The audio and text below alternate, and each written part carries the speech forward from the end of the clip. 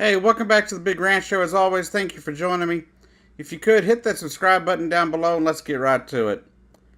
Now, I don't know if you noticed what happened over the weekend, especially with the G-7 summit and Donald Trump. But if you ask me, he showed himself to be no more than a petulant little child. He sat there basically berating the G7 members because they didn't want to allow Russia back into back to the G8 that it used to be. Considering the fact that Russia was kicked out of the G8, why, you may ask? Yeah, that's right, because they invaded Crimea. Part of Ukraine. They invaded a sovereign nation and took the land. They weren't just doing it to protect somebody or, do anything like that. No. They were taking it over because they wanted it for themselves. We're slowly pulling out of places, but that's not the intention with Crimea and Russia. And I don't agree with some of the stuff we've done. But at the same time, that's why they're not there. But he didn't get his way on that because he got no traction on that, so he basically pouted and sulked the rest of the time he was there. He got there late, he left early, decided he would not sign the agreement or whatever that the G8 nations sign at the end of their summit. He decided he wouldn't do that. And there's been reports that apparently he has even made threats to stop trade with some of our closest allies. Germany, the UK, even Canada. Now, I don't understand this. I don't understand why he would continuously attack the very people that have helped us throughout the years. The European leaders, Canada, countries who tried to come to our aid and do what they could after 9/11. That we worked with, after the Great Recession of 2007, 2008. Countries that we have a shared value with for the last 70 years. And he wants to sit there and attack them. Basically called out Canadian Prime Minister Trudeau as a liar.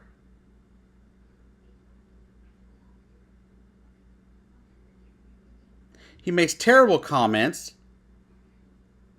He mentions the War of 1812 and the burning of the White House. Well, that was the British. But I'll let that slide. No one's ever accused the man of being intelligent. But what gets me is how he has these false statements, all these false claims. His supporters eat it up no matter what he says. It's insane. Now, I have stayed away from Donald Trump stuff. I'm trying to move away from Donald Trump. It's too divisive of an issue, and I don't really want to piss off anybody that's here watching my videos. But I do have an issue with Donald Trump, and it's his actions. His policies, I may not care one bit about his policies. But I wish there was a way I could like him as a person.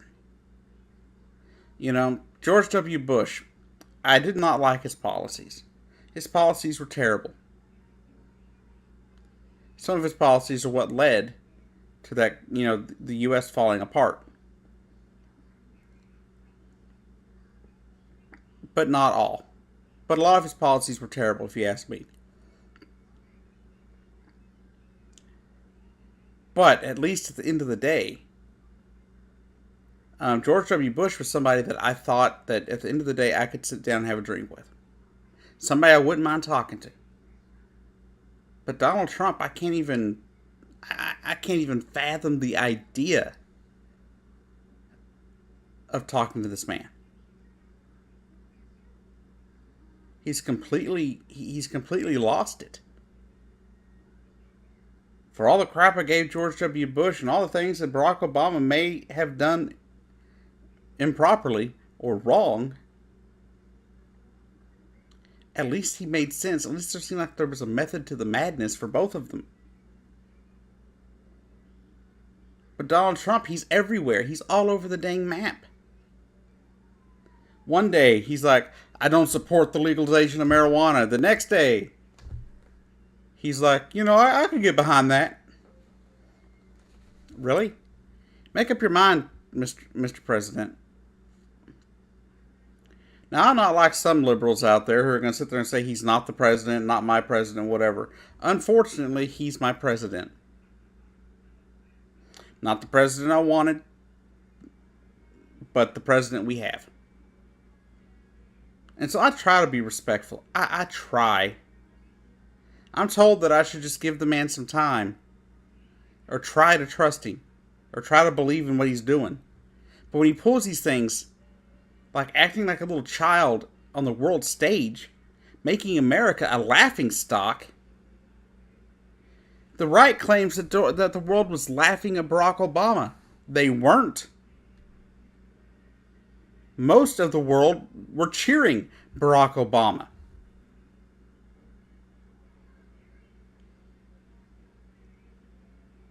But now they are laughing. You can see the photographs of it.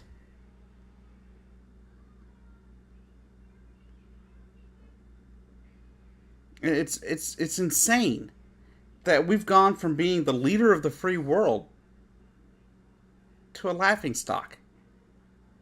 All because one guy doesn't know what the hell he's doing. And he's not surrounded himself by people that know what they're doing. I mean, come on.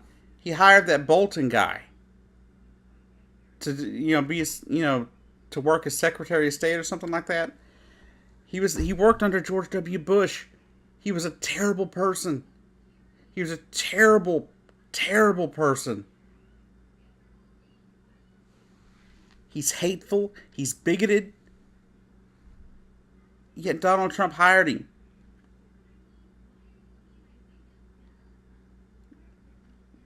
It's pathetic. We should not be the laughingstock like this. We should not be a laughingstock, and we are.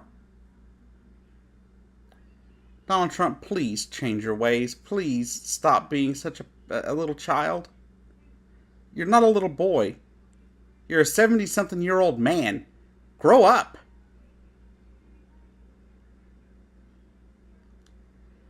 If I've offended anybody here or alienated any of my newer subscribers, I'm sorry.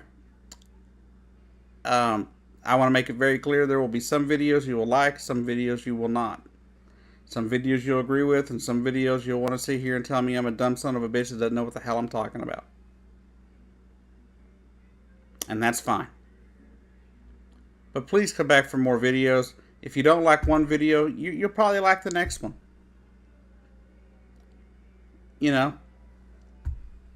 Like I said, I'm trying to stay away from Donald Trump videos. One, they don't get as many views as I would like. And two, they're just annoying to make. I don't like talking about the man. I don't think he's a good president. I don't think he's a good human being. And so I really hate giving him any time. But when he does things like this, I don't feel like I have a choice. Anyhow, y'all have a great day. I'll be having another video that I'm either going to make today or tomorrow. It had to do with Bill Maher and his thoughts on the economy. And I can tell you, I have to disagree with everything he has to say, at least in his last little quote from his show, where he talks about hoping the economy crashes. Anyhow, I'll see you down the road. I've been your host, Jacob Keck. Have a great day.